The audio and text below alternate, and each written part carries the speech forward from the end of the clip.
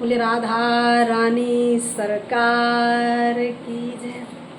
मझला पुत्र यानी बीच का पुत्र अपने माता पिता को पिंडदान और श्राद्ध इत्यादि क्यों नहीं करता है, माता पिता की अर्थी में कंधा क्यों नहीं लगाता है। देवी भागवत के अनुसार द्वितीय खंड में 59 पेज नंबर पर ये कथा वर्णित है।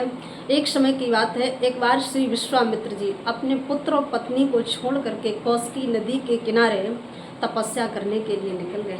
उनके 3 बालक थे। पत्नी पतिव्रता थी। पति के वन चले जाने के बाद में उस विदुषी में ये सामर्थ्य नहीं रहा कि वो अपने पुत्रों का लालन पालन कर लेती। एक समय की बात है, एक बार तीनों बालक भूख से अत्यंत पीड़ित हो उठे। भिक्षा मांग करके उदर भरा करते थे, फिर भी उनका जीवन यापन नहीं हो रहा था। एक दिन तीनों बालक भूख से अत्यंत पीड़ित हो गए। अब उस माँ से देखा नहीं गया। माँ ने सोचा ऐसा ना हो कहीं भूख से अत्यंत पीड़ित होने के कारण मेरे तीनों बालक कहीं शरीर ना छोड़ जाए। तो उस माँ ने क्या किया, जो उनका बीच का पुत्र था, जो मंझला बालक था, उस बीच के पुत्र को अपने गले में बांध लिया और कंठ में बांध करके वो माँ उस बालक को बाजार बेचने के लिए गई। उस माँ ने सोचा कि मैं एक बालक को बेच करके अपने 2 बालकों का लालन पालन कर लूँगी, मेरे 2 तब भी बच जाएंगे। जब उस बालक को बेचने के लिए बाजार जा रही थी तो हुआ क्या, रास्ते में राजा सत्यव्रत मिले, जो सूर्यवंशी राजा थे, जिनका आगे चलकर के नाम त्रिशंकु पड़ता, जो हरिश्चंद्र के पिता थे। राजा सत्यव्रत ने ये देखा कि कोई दिव्य सुंदरी पुत्र को कंठ में बांध करके बाजार की ओर जा रही है। तो राजा सत्यव्रत तुरंत उनके पास में आया और कहा, हे दिव्य सुंदरी, कृपा करके अपना परिचय दो, आप कौन हैं। तो उस देवी ने कहा कि मैं श्री विश्वामित्र जी की भार्या हूँ। मेरे पति कौशिकी नदी के किनारे तपस्या के लिए चले गए। अब मैं अपने पुत्रों का लालन पालन नहीं कर पा रही हूँ, इसलिए मैं अपने बीच के पुत्र को बेचने आई हूँ। इसे बेच करके जो भी मुझे धन मिल जाएगा, उस धन से मैं अपने 2 पुत्रों का लालन पालन तब भी कर लूँगी, इसलिए मैं इस बालक को बेचना चाहती हूँ। राजा सत्यव्रत ने जैसे ही सुना, विश्वामित्र जी तो महान तपस्वी हैं और ये उनकी भार्या। अब तो राजा सत्यव्रत ने कहा, देवी कृपा करके आप अपने आश्रम लौट जाओ।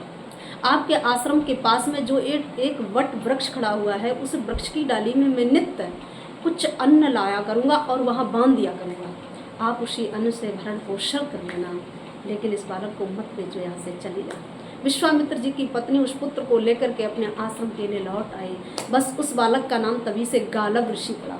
गालव ऋषि के ही नाम से ये ग्वालियर जाना जाता है। ये उन्हीं का श्राप है कि बीच का पुत्र न तो अपने माता पिता की अर्थी में कंधा लगाएगा और न ही पिंड इत्यादि दान करेगा, ना ही श्राद्ध करने का अधिकारी होगा। बोले वृंदावन बिहारी लाल की। इसी प्रकार जब राजा हरिश्चंद्र को श्री वरुण देव के द्वारा जलोदर रोग का उन्हें श्राप लग गया था।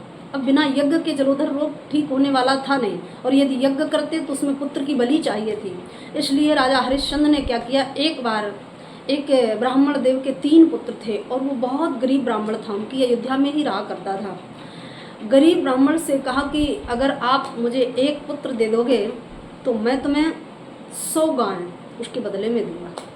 अब वो गरीब ब्राह्मण अत्यंत लोभ में आ गया। जब लोभ में आया, राजा हरिश्चंद्र ने जब बालक को खरीदा तो उस पिता ने क्या किया, बड़े पुत्र को स्वयं पकड़ लिया और छोटे बालक को माँ ने पकड़ लिया।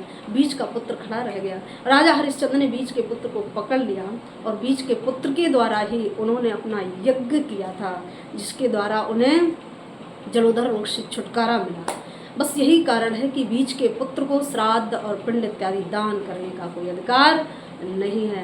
बोले वृंदावन बिहारी लाल की।